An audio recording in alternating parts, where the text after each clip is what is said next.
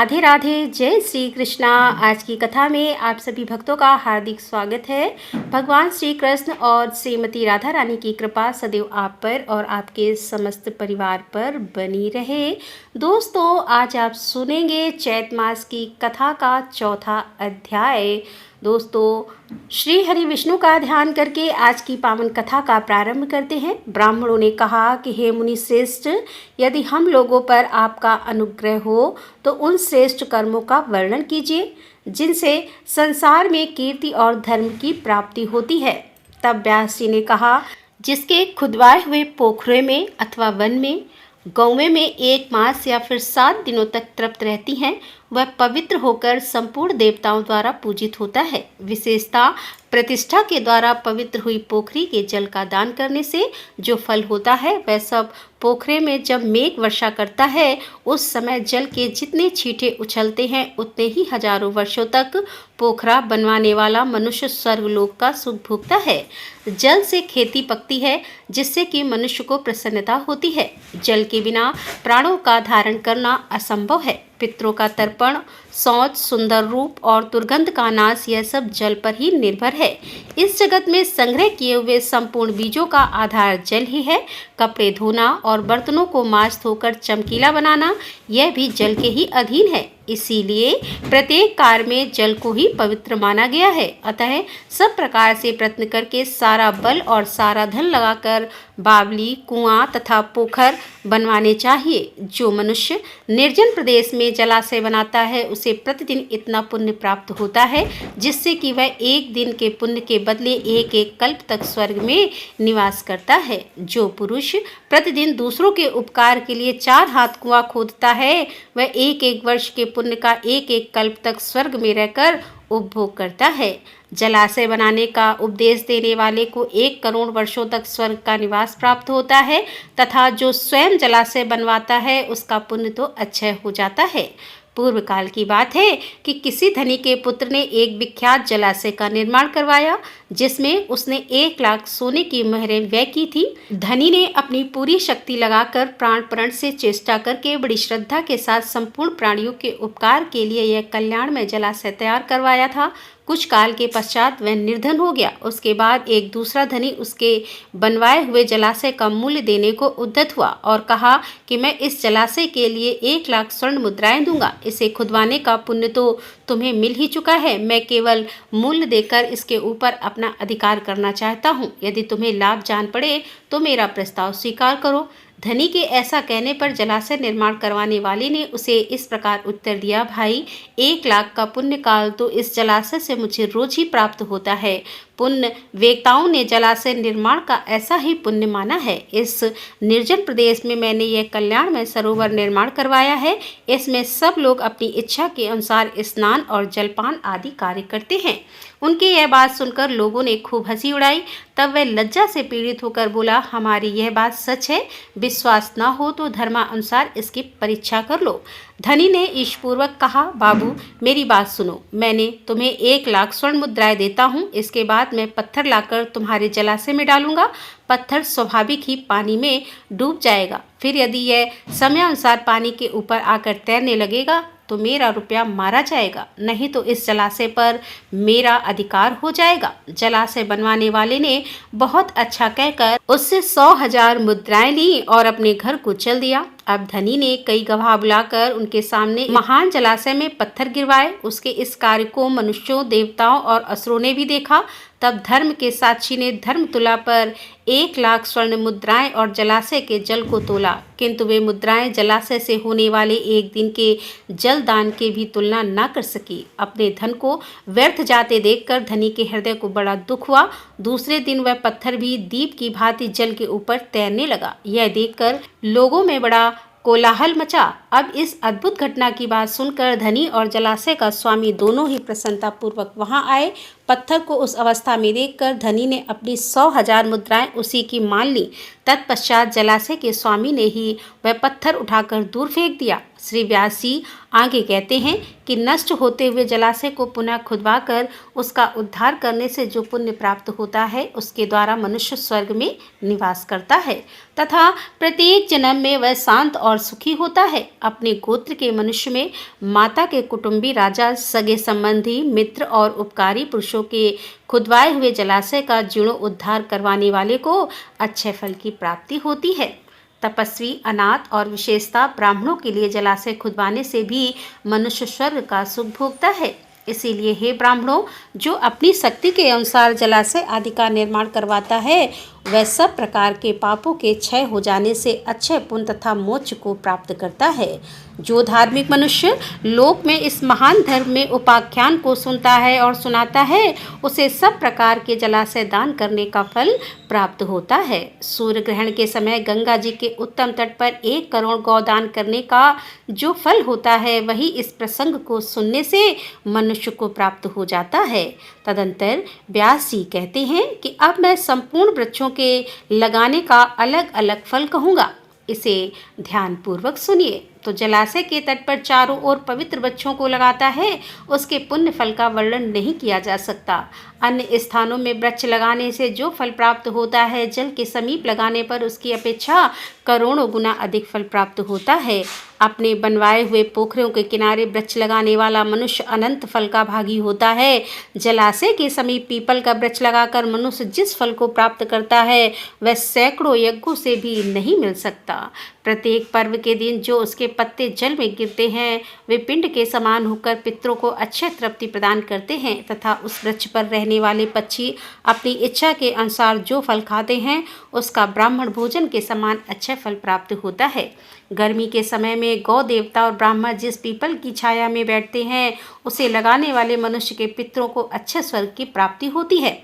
अतः सब प्रकार से प्रयत्न करने का पीपल का वृक्ष अवश्य लगाना चाहिए। एक वृक्ष लगा देने पर भी मनुष्य स्वर्ग से भ्रष्ट नहीं होता। रसों के क्रय विक्रय के लिए नित्य रमणीय स्थान पर मार्ग में और जलाशय के किनारे जो वृक्ष लगाता है, वह मनोरम स्वर्ग को प्राप्त होता है। हे ब्राह्मणों, पीपल के वृक्ष की पूजा करने से जो फल प्राप्त होता है, उसे बतलाता हूँ, तुम ध्यानपूर्वक सुनो। जो मनुष्य स्नान करके पीपल के वृक्ष का स्पर्श करता है, वह सब प्रकार के पापों से मुक्त हो जाता है। जो बिना नहाए पीपल का स्पर्श करता है, उसे स्नान जन्य फल की प्राप्ति हो जाती है।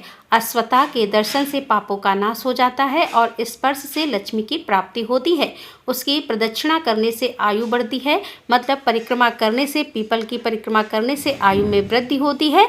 अश्वत्थों को हविष्य, दूध, नवेद, फूल, धूप और दीपक अर्पण करने से मनुष्य स्वर्ग से भ्रष्ट नहीं होता, अर्थात स्वर्ग की उसे प्राप्ति होती है। पीपल की जड़ के पास बैठकर जप करना, होम करना, श्रोत पाठ करना और यंत्र मंत्र आदि के द्वारा अनुष्ठान करना, इन सब का फल करोड़ गुना होता है।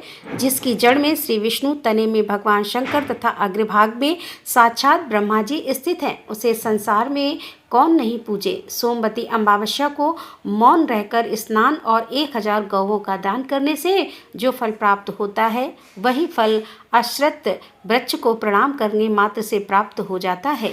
अश्वत्थ की 7 बार प्रदक्षिणा करने से 1 लाख गौवों के और इससे अधिक अनेकों बार परिक्रमा करने पर करोड़ों गौवों के दान करने का फल प्राप्त होता है।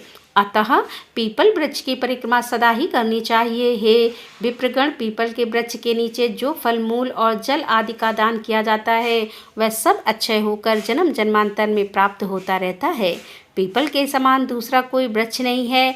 अश्वत्थ वृक्ष के रूप में साक्षात श्रीहरि ही इस भूतल पर विराजमान है। हे जैसे संसार में ब्राह्मण, गौ तथा देवता पूजनीय होते हैं, उसी प्रकार पीपल का वृक्ष भी अत्यंत पूजनीय माना गया है। पीपल को रोपने, रक्षा करने, छूने तथा पूजने से वह क्रमशः धन, पुत्र, स्वर्ग और मोक्ष प्रदान करता है। जो मनुष्य अश्वत्थ वृक्ष के शरीर में कहीं कुछ चोट पहुंचाता है, उसकी डाली या फिर टहनी काट लेता है, वह 1 कल्प तक नरक भोग कर आदि की योनि में जन्म ग्रहण करता है। और जो कोई पीपल को जड़ से काट देता है, उसका कभी नरक से उद्धार ही नहीं होता। यही नहीं, उसकी पहली कई पीढ़ियां भयंकर रो रो नरक में पड़ती हैं। बेल के 8, बरगद के 7 और नीम के 10 वृक्ष लगाने का जो फल प्राप्त होता है, पीपल का 1 वृक्ष लगाने से भी वही फल प्राप्त हो जाता है। व्यास जी आगे कहते हैं कि हे ब्राह्मणों, अब मैं पांचाली अर्थात प्याऊ का लक्षण बताता हूँ। जहाँ जल का अभाव ऐसे मार्ग में पवित्र स्थान पर एक मंडप बनाए। वह मार्ग ऐसा होना चाहिए जहाँ बहुत से पथिकों का आना जाना लगा रहता हो। वहाँ मंडप में जल का प्रबंध रखें और गर्मी, बरसात तथा शरद ऋतु में बटोहिया को जल पिलाता रहे। 3 वर्षों तक इस प्रकार पसले को अर्थात प्याऊ को चालू रखने से पोखरा खुदवाने का पुण्य प्राप्त हो जाता है। जो जलहीन प्रदेश में ग्रीष्म ऋतु में 1 मास तक पासना चलाता है अर्थात प्याऊ चलाता है, वह 1 कल्प तक स्वर्ग में सम्मान पूर्वक निवास करता है। जो पोखरे आदि के फल को पढ़ता है अथवा सुनाता है, वह पापों से मुक्त होता है और उसके प्रभाव से उसकी सद्गति हो जाती है। अब ब्रह्मा जी ने सेतु बांधने का जैसा फल बताया वह भी सुनो। जहाँ का मार्ग दुर्गम हो, दस्तर कीचड़ भरा हो तथा जो प्रचुर कंट हो से अकर्ण हो, वहाँ पुल बनवाकर मनुष्य पवित्र हो जाता है तथा देवत्व को प्राप्त होता है। जो एक भी पुल बंधवा देता है वह 100 दिव्य वर्षों तक स्वर्ग में निवास करता है। अतः जिसने पहले कभी एक बीते का भी पुल बंधवाया है वह राजवंश में जन्म ग्रहण करता है और अंत में महान स्वर्ग को प्राप्त होता है। इसी प्रकार जो गोचर भूमि छोड़ता है वह कभी स्वर्ग से नीचे नहीं गिरता। गोचर भूमि अर्थात जहाँ पर गाय चरती हैं, गौदान करने वाले को जो गति प्राप्त होती है वही उसकी भी होती है। जो मनुष्य यथाशक्ति गोचर भूमि छोड़ता है उससे प्रतिदिन 100 से भी अधिक ब्राह्मणों को भोजन कराने का पुण्य फल प्राप्त होता है। और जो पवित्र वृक्ष और गोचर भूमि का उच्छल करता है उसकी 21 पीढ़ियां रो रो नरक में पकाई जाती हैं। गांव के गोपाल तक को चाहिए कि वह गोचर भूमि को नष्ट करने वाले मनुष्य का पता लगाकर उसे दंड दे। जो मनुष्य भगवान श्री विष्णु की प्रतिमा के लिए 3 या फिर 5 खंभों से युक्त शोभा संपन्न और सुंदर कलश से विभूषित मंदिर बनवाता है अथवा इसमें भी बढ़कर जो मिट्टी या फिर पत्थर का देवालय निर्माण करवाता है, उसके खर्च के लिए धन और वृत्ति लगाता है तथा मंदिर में अपने इष्ट देव की विशेषता भगवान श्री विष्णु की प्रतिमा स्थापित करके शास्त्रोक्त विधि से उसकी प्रतिष्ठा करवाता है, वह नरश्रेष्ठ भगवान श्री विष्णु के सायुज्य को प्राप्त होता है। श्री विष्णु या श्री शिव की प्रतिमा बनवाकर उसके साथ अन्य देवताओं की भी मनोहर मूर्ति निर्माण कराने से मनुष्य जिस फल को प्राप्त करता है वह इस पृथ्वी पर हजारों यज्ञ, दान और व्रत आदि करने से भी नहीं मिलता। अपनी शक्ति के अनुसार श्री शिवलिंग के लिए मंदिर बनवाकर धर्मात्मा पुरुष वही फल प्राप्त करता है जो श्री विष्णु प्रतिमा के लिए मंदिर बनवाने से मिलता है। वह शिव के सायुज्य को प्राप्त करता है। जो मनुष्य अपने घर में श्री भगवान शंकर की सुंदर प्रतिमा स्थापित करता है वह 1 करोड़ कल्पों तक देवलोक में निवास करता है। जो मनुष्य प्रसन्नता पूर्वक श्री गणेश जी का मंदिर बनवाता है वह देवलोक में पूजित होता है। उसी प्रकार जो नरश्रेष्ठ भगवान सूर्य का मंदिर बनवाता है उसे उत्तम फल की प्राप्ति होती है। सूर्य प्रतिमा के लिए पत्थर का मंदिर बनवाकर मनुष्य 100 करोड़ कल्पों तक स्वर्ग भोगता है। जो इष्ट देव के मंदिर में 1 मास तक अहनिर्स घी का दीपक जलाता है मतलब अखंड दीपक प्रज्वलित करता है, पूरे 1 महीने तक वह उत्तम देवताओं से पूजित होकर 10,000 दिव्य वर्षों तक स्वर्ग लोक में निवास करता है। तिल के अथवा दूसरे किसी तेल से दीपक जलाने का फल घी की अपेक्षा आधा होता है, अर्थात जो दीपक हम घी से प्रज्वलित करते हैं उसका फल बाकी सभी चीज़ों से अधिक होता है। 1 मास तक जल चढ़ाने से जो फल मिलता है उससे मनुष्य ईश्वर भाव को प्राप्त होता है। शीतकाल में देवता को रुईदार कपड़ा चढ़ाकर मनुष्य सब दुखों से मुक्त हो जाता है। देव विग्रह को ढकने के लिए 4 हाथ का सुंदर वस्त्र अर्पण करके मनुष्य कभी स्वर्ग से नहीं गिरता। देव विग्रह अर्थात देवताओं की मूर्ति को अगर हम वस्त्र ना अर्पण करें तो मतलब सुंदर रेशमी वस्त्र अर्पित किए जाते हैं। मूर्ति को अगर हम वस्त्र अर्पित करते हैं मतलब सुंदर रेशमी वस्त्र अर्पित किए जाते हैं तो स्वर्ग की प्राप्ति होती है। उन्नति की इच्छा रखने वाले पुरुषों को स्वयं शंभु शिवलिंग की पूजा करनी चाहिए। जो विद्वान एक बार भी शिवलिंग की परिक्रमा करता है वह 100 दिव्य वर्षों तक स्वर्ग लोक का सुख भोगता है। इसी प्रकार क्रमशः स्वयं शंभु शिवलिंग को नमस्कार करके मनुष्य विश्ववध होकर स्वर्ग लोक को जाता है। इसीलिए प्रतिदिन उन्हें प्रणाम करना चाहिए। जो मनुष्य लिंग स्वरूप भगवान श्री शंकर जी के धन का अपहरण करता है वह रौरव नरक की यातना भोग कर अंत में कीड़ा होता है। और जो मनुष्य शिवलिंग अथवा भगवान श्री विष्णु की पूजा के लिए मिले हुए दाता के द्रव्य को स्वयं ही खा लेता है, वह अपने कुल की करोड़ों पीढ़ियों के साथ नरक से उद्धार नहीं पाता। जो जल, फूल और धूप दीप आदि के लिए धन लेकर फिर लोभवश उसे उस कार्य में नहीं लगाता, वह अच्छे नरक में पड़ता है। भगवान शिव के अन्नपान का भक्षण करने से मनुष्य की बड़ी दुर्गति होती है। अतः जो ब्राह्मण शिव मंदिर में पूजा की वृत्ति से जीविका चलाता है, उसका कभी नरक से उद्धार नहीं होता। अनाथ, दीन और विशेषता श्रोत्रिय ब्राह्मण के लिए सुंदर घर निर्माण कराकर मनुष्य कभी स्वर्ग लोक से नहीं गिरता। जो इस परम उत्तम पवित्र उपाख्यान का प्रतिदिन श्रवण करता है, उसे अच्छे स्वर्ग की प्राप्ति होती है तथा मंदिर निर्माण आदि का फल भी प्राप्त हो जाता है। राधे राधे, जय श्री कृष्णा। आज की कथा का यहीं पर समापन करती हूँ। इसके आगे का वृतांत आप कल की कथा में सुनेंगे। आज की कथा अगर आप ध्यान से सुनेंगे तो इसमें बहुत सारे उपाय बताए गए हैं, मतलब हर समस्या का समाधान आज की कथा में आपको मिल जाएगा। तो इस कथा को अगर हो सके तो दोबारा सुनिए और आपकी जो भी समस्या है उसके अनुसार कोई ना कोई उपाय आपको मिल जाएगा। मतलब आज की कथा पूरी तरह से उपायों से भरी हुई है। इसमें व्यास ऋषि ने हर समस्या के लिए इतने सरल उपाय बताए हैं कि हर कोई कर सकता है और यह ऋषियों की वाणी है, तो इससे लाभ तो होगा ही। तो आप इन उपायों में से अपनी इच्छा के अनुसार कितने भी उपाय कर सकते हैं। मतलब यह सभी पुण्य कार्य बताए गए हैं। इनमें से हमसे जितना भी हो सके करने का प्रयास करना चाहिए। इससे दुर्गत से मुक्ति मिल जाती है। कम से कम लोक या परलोक में दुर्गत से बच सकते हैं। तो अगर आपको पसंद आई हो आज की कथा तो वीडियो को लाइक जरूर किया कीजिए और अगर संभव हो तो वीडियो को शेयर भी किया कीजिए और कमेंट बॉक्स में राधे राधे तो जरूर लिखा कीजिए। तो दोस्तों मिलते हैं अगले अध्याय के साथ। तब तक के लिए राधे राधे, जय श्री कृष्णा, हर हर महादेव, जय भोलेनाथ की।